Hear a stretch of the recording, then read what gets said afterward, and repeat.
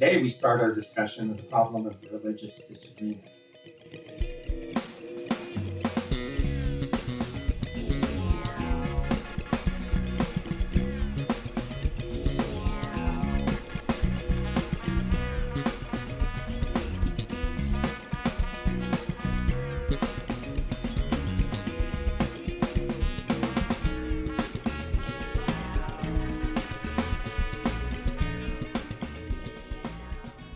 When we talk about religious disagreement, we're interested in a couple of different issues. The first issue, of course, is the issue of whether there is any true religion, and if so, which one. On this issue, there are generally two perspectives to take. One is to endorse a kind of relativistic conception of truth and insist that it's possible that more than one religion is true. The alternative is, of course, the view that relativism about truth is not an especially attractive option, and so we shouldn't endorse anything other than the idea that at most one religion is true. It is, of course, possible that no religion is true. But for this part of the course, we're going to assume for the moment that perhaps there is a true religion, and the question is there more than one true religion? And does that solve the issue of religious disagreement? If you're inclined to be a relativist about truth, you think, well, if there's one true religion, there could be more than one. The problem is that relativism about truth has never had a very impressive intellectual history. It doesn't matter if it's metaphysical relativism. You can go back to Plato's dialogues and you can find Plato complaining about people who say all truth is relative. It's kind of a late night talk show aphorism to say, well, everything is relative. The problem is that statement itself sounds like something that's not relative. Of course, a sophisticated person could say, no, I meant that one to be relative too, in which case it sounds like it's not really true. Moreover, if truth is relative, we ought to be able to say what it's relative to. So, for example, if you're a moral relativist, you should be able to say what the moral rules binding on a particular person at a particular time and place are, where they come from, what the relativity is relativity to. Is it relativity to whatever your needs and feelings are at the time? Is it relative to the culture you live in? Is it relative to something else, maybe your local clan or community? If it's relative to something and you can say what it's relative to, then it looks like you should be able to characterize the moral claims in question in non-relative ways. Just introduce the relativity clause into the moral rule itself. If you're in circumstances C, then it's wrong to tell a lie, where C encodes what you thought moral truth was relative to in the first place. So relativism doesn't have a long and distinguished tradition in philosophy. What it has is a long distinguished history of getting beaten up by philosophers. So it looks like relativism about truth is the hard road to go if you're going to defend a kind of non-exclusivity with respect to religion.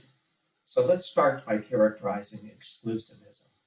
Exclusivism is the position that there is one and only one true religion, and salvation, whatever it is that religions promise to their adherents, salvation, let's just call it salvation.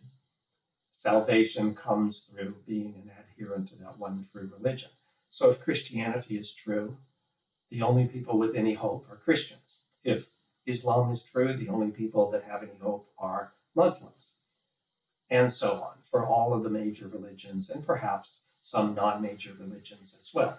In any case, exclusivism is a view about what the truth is, but notice also there's a second feature. It's not just a question about what's true and what's not true. There's also a question about the practical import of being an adherent or not being an adherent of a religion. An exclusivist identifies the practical issue with the theoretical, or as we might call it, the alethic issue. Aletheia, Alethia, that's the transliteration of the Greek word aletheia, which is the Greek word translated truth. So there's an alethic issue and there's a salvific issue, the question of how salvation is achieved. And the exclusivist has a straightforward answer to that. There's one true religion. Salvation is achieved by being an adherent of that one true religion. On the other end of the spectrum are pluralists. Pluralists are people who don't like the restrictive nature of exclusivism. Just think about the word exclusive. To some people, that sounds awfully judgmental and narrow. And if you think that way, you might find pluralism attractive. Pluralists endorse the idea of multiplicity here. With respect to the adequacy of religion, there's not just one religion that's adequate. One way to defend that is to be a relativist about truth. Consider then the view of John Hick. John Hick is perhaps the world's most famous pluralist, at least in the 20th century. But John Hick is famous for being a pluralist. He claims every religion is but a window on the same ultimate reality, which is itself ineffable. So it's not surprising that we find lots of disagreements among adherents of various religions, because they're all trying to describe something that perhaps can't really be described accurately in any way at all. So we get different theological systems. You get Hindu systems, Buddhist systems, Christian systems, Muslim systems, Jewish systems, lots of systems all over the place. According to Hick, all of these structures have the same claim to being true. Hick's benchmark for evaluating religions is a practical one. He's interested in the question of how good each of these religions are at producing what he calls saints, moral exemplars, truly good and impressive, wonderful human beings. On his measures, he thinks all of the major world religions are roughly equal. So they're all equally good.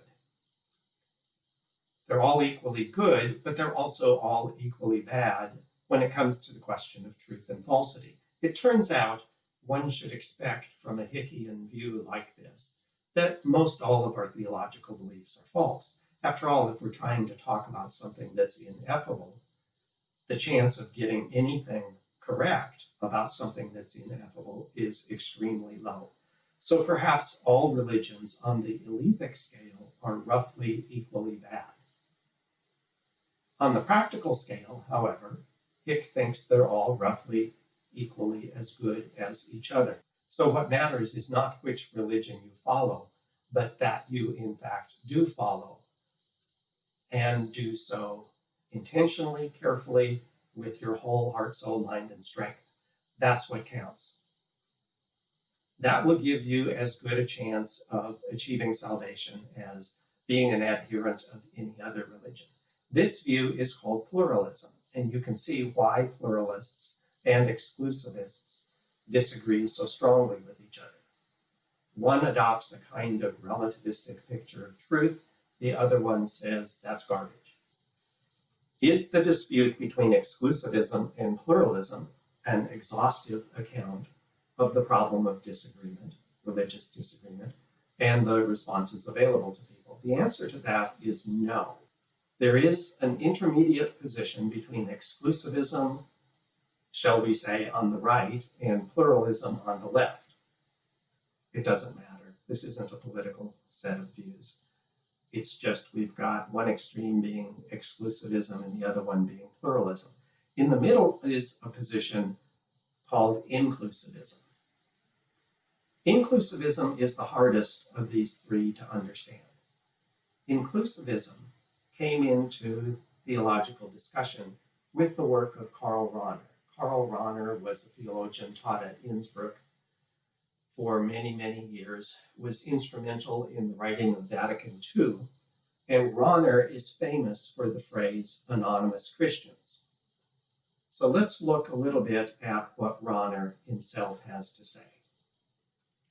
Rahner says this: "We prefer the terminology according to which that man is called an anonymous Christian, who on the one hand has de facto accepted of his freedom this gracious self-offering on God's part through faith, hope, and love, while on the other he is absolutely not yet a Christian at the social level, through baptism and membership of the church, or in the sense of having consciously objectified his Christianity to himself in his own mind, by explicit Christian faith resulting from having hearkened to the explicit Christian message.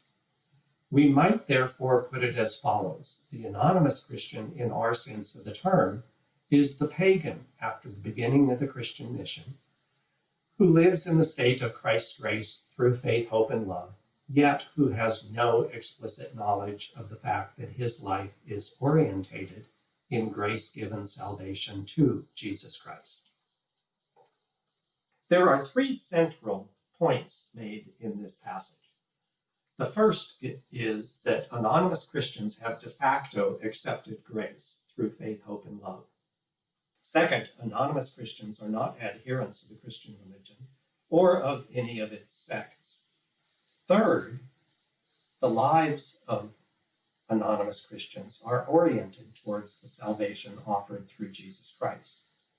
Notice that those three claims are all put in the context of Christianity as the presumed true religion. Rahner is, of course, a Christian theologian, so it's not surprising that he does this. But we could abstract from that feature of his view to characterize inclusivism more broadly.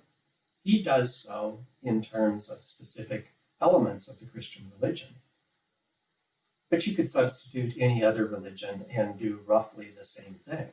Central to inclusivism, then, is the idea that salvation and truth actually come apart. What the one true religion is one thing. How salvation is achieved is another thing. And it's not achieved by being a firm believer in the one true religion. It's not even achieved by being an adherent of the one true religion. Instead, salvation arises through the mechanisms offered by the one true religion.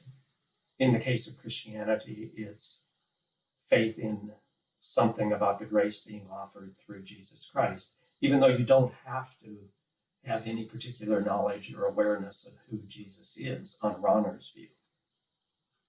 You just have to have freely accepted the grace being offered. How to characterize that is a complicated matter, but let's just go with it for the moment. The question of truth and falsity is one thing.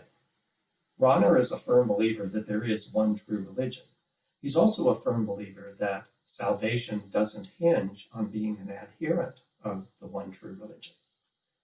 Instead, there's some sort of mechanism or story or explanation as to how salvation is achieved that's generic enough that you don't have to believe the things about the one true religion. You don't have to have particular intellectual attitudes about that in order to partake of the mechanism or explanation available for achieving salvation. So inclusivism is a middle position in a rather interesting way. It pulls apart the question of truth and falsity from the question of salvific adequacy.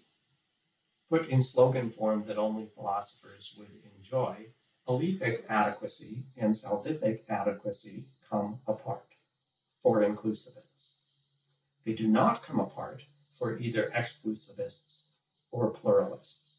So it's in that sense that inclusivism offers a different perspective from either exclusivism or pluralism.